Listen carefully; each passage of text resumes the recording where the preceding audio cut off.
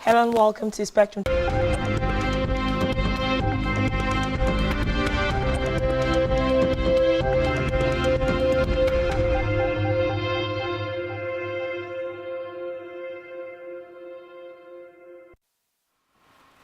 afternoon for joining us.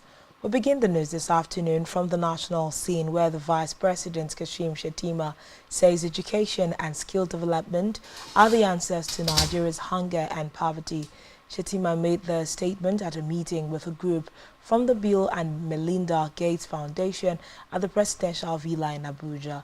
The Vice President emphasized how climate change affects agricultural productivity and how vital it is to implement climate-smart farming practices in order to guarantee food security for Nigeria's expanding populace.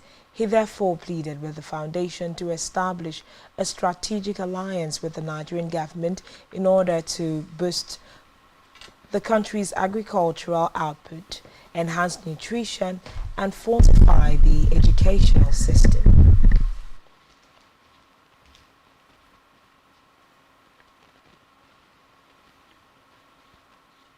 Away from that, the federal government has announced plans to establish industrial hubs to accelerate job creation and address rising unemployment in the country. President Bola Tinubu disclosed this at the 55th conference of the Chartered Institute of Personnel Management in Abuja with the theme Sustainable Human Resources, Business and National Development. The president, represented by the Minister of State for Labor and Employment, Nkiru Onyejocha, outlined the administration's commitment to steering Nigeria towards self-reliance and reducing dependency on others amid global challenges. He reiterated the federal government's commitment to end poverty, adding that the industrial hub was deeply intertwined with the government's focus on economic growth and job creation. Meanwhile, the federal government has inaugurated a 10-man committee to strengthen the mechanism for full-scale and industrial production of salt and gasoline in the country. During the inauguration ceremony held at the headquarters of the Ministry of Solid Minerals Development in Abuja, the Permanent Secretary Mary Ogbe said the initiative to explore and exploit salt and kaolin aligns with the renewed hope agenda of President Bola Tinubu-led administration. Ogbe urged the committee to come up with other recommendations that would assist the government in taking proactive measures to develop the sector. The Permanent Secretary gave a timeline on or before November 30, 2023 to the committee for the submission of its reports given the urgency of the assignment.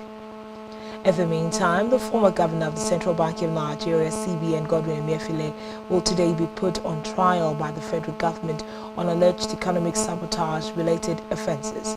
Emefiele, whose trial was aborted about 24 hours ago, will be arraigned at a high court in the Federal Capital Territory, Abuja. A notice for his trial before Justice Hamza Mazu indicates that the former CBN governor will be docked along with one Ramalan Yaro. Meanwhile, the federal government has reduced to 6 counts the fraud charges it filed against Emefiele. The charges bordering on alleged procurement were originally 20. On labour matters, the Joint National Executive Council of the Nigerian Labour Congress (NLC) and the Trade Union Congress of Nigeria (TUC) has suspended its indefinite nationwide strike. The decision was reached at a meeting that deliberated on the outcome of an earlier interface with the federal government led by the National Security Advisor (NSA) Nuhu Ribadu. Organized Labour said it has received a commitment from the Ribadu-led meeting that those arrested for the physical assault on NLC President Joe Ajaero will be prosecuted.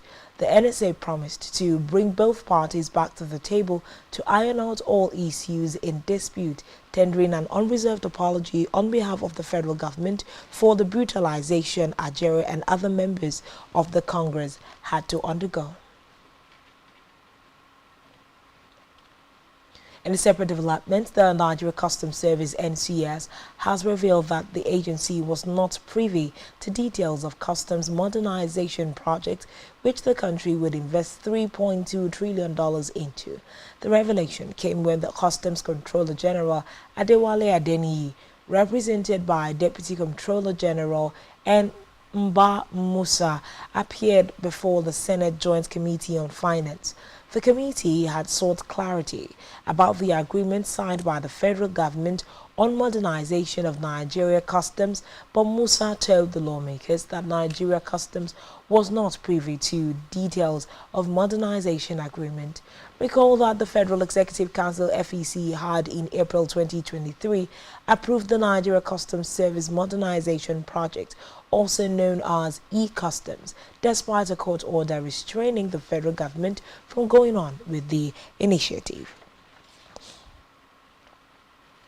In another development, a former commander of the Rapid Response Squad, Olatunji Disu, has taken over as the new Commissioner of Police (CP) in Rivers State. The new CP was introduced to the officers and men of the command at the state headquarters in Port Harcourt. Disu charged the men of the commission to be strong and assures that no one will kill any police officer and go scot-free. Over now to Nigeria's leader, President Bola Tinubu, who yesterday declared open the 19th All Nigeria Editors Conference in Uyo with an assurance that his administration will continue to provide an enabling environment for a free and robust media practice in the country. President Tinubu, who was the special guest of honor at the conference with the theme Stimulating Economic Growth, Technological Advancement, Role of the Media, urged media managers to be gatekeepers against misinformation and disinformation in the society. The president, who was represented by the Minister of Information and National Orientation, Mohammed Idris Malagi, said in fostering the pursuit of journalism in the country, the Nigerian government's commitment to freedom of press is not waned. The president used the occasion to assure Nigerians that the federal government would reverse the worrisome trend in the economy. According to him, he was aware of the pains being faced by Nigerians and had taken critical steps to cushion the effects of petrol subsidy removal on the citizenry. In a related development, Akwa Ibom State Governor Pastor Omoyeno yesterday commended the Nigerian media for their role in strengthening democracy and good governance in Nigeria, while calling on governments at all levels to protect the freedom of the press to enable it play its watchdog and agenda-setting role. Governor Eno, who gave the commendation while speaking at the 19th All Nigeria Editors Conference 2023, holding at the Ibom Icon Hotel and Golf Resort in Uyo, described the theme of the conference as apt, noting that it sought to examine critical issues in the nation as they relate to the role of the media and chart the way forward. The governor, who said the independence of the press is very important in a growing society, urged the press to try as much as possible to inform appropriately, even in the face of all pressures. He used the occasion to roll out his achievements in various key sectors, including education, agriculture, rural development, aviation and security, advancement, among others. Also speaking, the Cross River State Governor Prince Bassey Otu, who was represented by the Commissioner for Information, Erasmus Ekpang, called for caution by media professionals, saying the trending use of artificial intelligence (AI) in the presentation of media items to the public, if not checked, was capable of destabilizing the peace in the society. In their separate remarks, the chairman of the conference, Sam Amuka, and the president, Nigeria Guild of Editors, Eze Anaba, stressed the need for participatory democracy for a better country. Even as they lauded the continuum in the government of Akwa Ibom State, they extolled the Arise agenda of the state, which they affirmed was already yielding dividends. We move now to Africa, where Malawi's President Lazarus Chakwera has suspended with immediate effect all international travel involving himself and all government officials. He also ordered all ministers currently outside the country to return home. Speaking in a televised address, Chakwera also announced restrictions on local travel and a reduction by half of the fuel allocation to cabinet ministers and senior government officials. The president said the measures will be in place until the end of the financial year next March. Still in Africa, South Africa's President Cyril Ramaphosa says his country has referred Israel's government to the International Criminal Court (ICC) over its actions in the Gaza conflict. Ramaphosa noted that South Africa did not condone Hamas's earlier attack on Israel, but were opposed to Israel's ongoing actions, which the country believes warrant investigation by the ICC. Reports say South Africa has been one of the most vocal supporters of Palestinians in the ongoing conflict with Israel. On the foreign scene, U.S. President Joe Biden says the United States and China have agreed to resume military-to-military communications in an effort to ease rising tensions. Biden also said both leaders had agreed to establish a direct line of communication with one another. The U.S. president made this known following a meeting with China's President Xi Jinping in California. Reports say it was the first time the pair had spoken in person in more than a year. Reassuming military-to-military contacts, direct contacts. As a lot of you press know, follow this, that's been cut off, and it's been very worrisome. That's how accidents happen, misunderstandings. So we're back to direct, open, clear, direct communications on a direct basis. Vital miscalculations on either side can cause real trouble with a country like China or any other major country. And so I think we're made real progress there as well. And thirdly, we're going to get our experts together to discuss risk and safety issues associated with artificial intelligence. As many of you who travel with me around the world, almost everywhere I go, every major leader wants to talk about.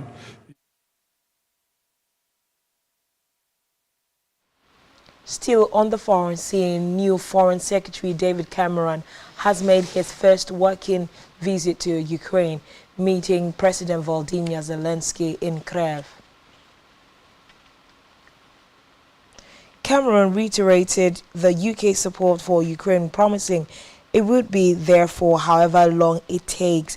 He promised to continue Britain's moral support, the diplomatic, economic, but above all, military support.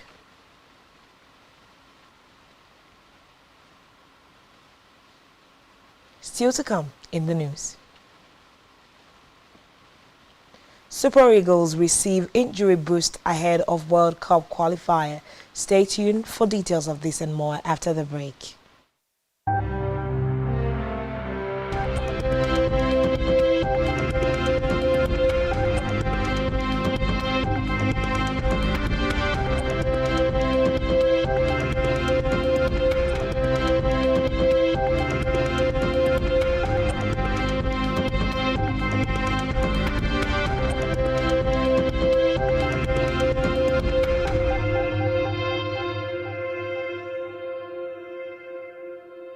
For brilliant broadcasts and entertainment, sports on the go, and news from the world. Watch Spectrum TV on StarTimes DTH channel 421 and free-to-air frequency 12733. Visit our website SpectrumTVLive.ng. Spectrum TV, broadening your horizon.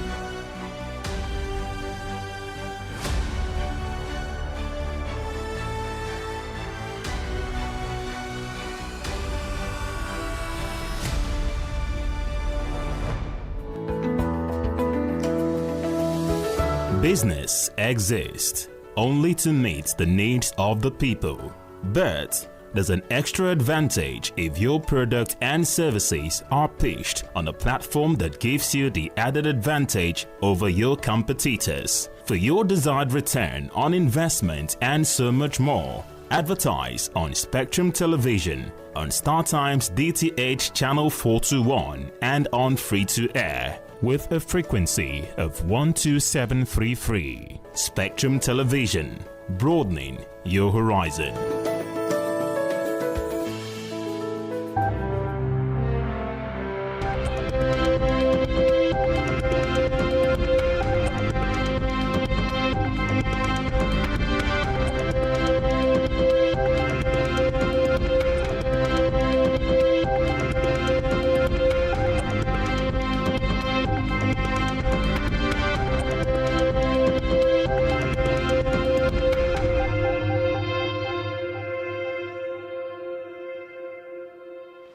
Thanks for staying tuned, and now to the rest of the news stories.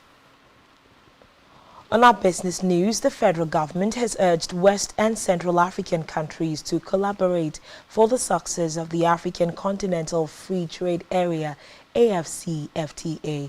Speaking during the 43rd Council and 18th Managing Directors Roundtable of the Port Management Association of West and Central Africa in Lagos, the Permanent Secretary of the Federal Ministry of Transportation, Magdalene Ajani, called for a collective action for the success of AfCFTA. Ajani emphasized the need for a united Africa, stating that one Africa is possible if all participating countries decided to work together. She encouraged participants to turn discussions into actionable plans, assuring them that Nigeria, under the administration of President Bola Tinubu, will prioritize the development of the maritime sector. Still in business, the Minister of Aviation and Aero Development, Festus Keyamo, has said that implementation of a single African air transport market would reduce intra-African trade deficit by 51%. Keyamo disclosed this at a workshop on African aviation market integration, single African air transport market regulatory framework, organized by the African Civil Aviation Commission in Abuja. He stated that the quest to increase air connectivity between African countries cannot be achieved without the involvement of the Foreign Affairs Ministry. The minister stressed the need to eliminate barriers inhibiting the growth of air connectivity in Africa. Moving now to our health stories, United Nations has entered into a partnership with the federal government to develop a national disaster risk reduction action plan for Nigeria. The United Nations Development Programme Sahel Resilience Project Manager in Nigeria, Reshimi Taktiel, made the announcement in Abuja at the workshop on the development of a National Disaster Risk Reduction Strategic Action Plan 2023 to 2030 for Nigeria. According to Taktiel, Nigeria has experienced 440 disasters with several catastrophic floods leading to the tragic loss of lives and economic loss across the country. Still in health, pulmonologists have said that air pollution and malnutrition must be checked to curb Nigeria's high pneumonia deaths, especially among children and the elderly. The experts, in separate interviews with newsmen, explained that pneumonia is an infectious disease that can be caused by bacteria, fungi or viruses and affects the air sac in the lungs. They noted that environmental factors including indoor air pollution from unclean cooking sources, secondhand smoking and overcrowding further increased the risk of pneumonia in people of all ages. The physicians added that pneumonia was particularly common among neonates, children and the elderly due to their undeveloped and waning immunity. Now to sports, where Bruno Onyemaechi has been declared fit to play against Lesotho in the 2026 FIFA World Cup qualifying fixture today. Onyemaechi was a doubt for the encounter after he was substituted in the second half of Boa Vista's 3-1 home defeat to CB Ferrins last weekend. The defender trained separately from his Super Eagles teammates during their first training on Tuesday. The 24-year-old has already made 3 appearances for Nigeria and could add to that against the Crocodiles. Still in sports, former heavyweight champions Anthony Joshua and Deontay Wilder will fight on the same night in Saudi Arabia on December 23rd, but against different opponents, Otto Wallin and Joseph Parker respectively. Joshua and Wilder have long been touted for a bout despite both losing their world titles. If both win their fights next month, it could pave the way for a meeting in early 2024. Britain's Joshua will take on Swede Wallin after Wilder faces Parker on the undercard. Recall that Joshua lost his heavyweight belt to Alexander Usyk, while Wilder was defeated twice by Tyson Fury. On our entertainment news, Ghanaian superstar Shatta Well has unveiled his new single, Designer. The release serves as the second musical gem from his forthcoming album, Connect, serving as an enticing glimpse into the artistic direction of the entire project.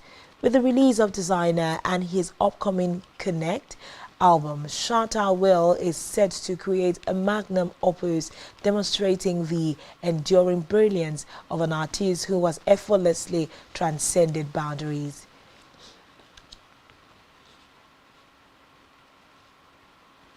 Still on entertainment, Oscars organizers have said that American comedian Jimmy Kimmel is returning again to host the Oscars for a fifth time. According to the organizers, Kimmel will preside over Hollywood's biggest awards show for the second consecutive year after television ratings rebounded at last year's well-reviewed ceremony. The 96th Oscars will be held on March 10, 2024 at the Dolby Theatre in Hollywood.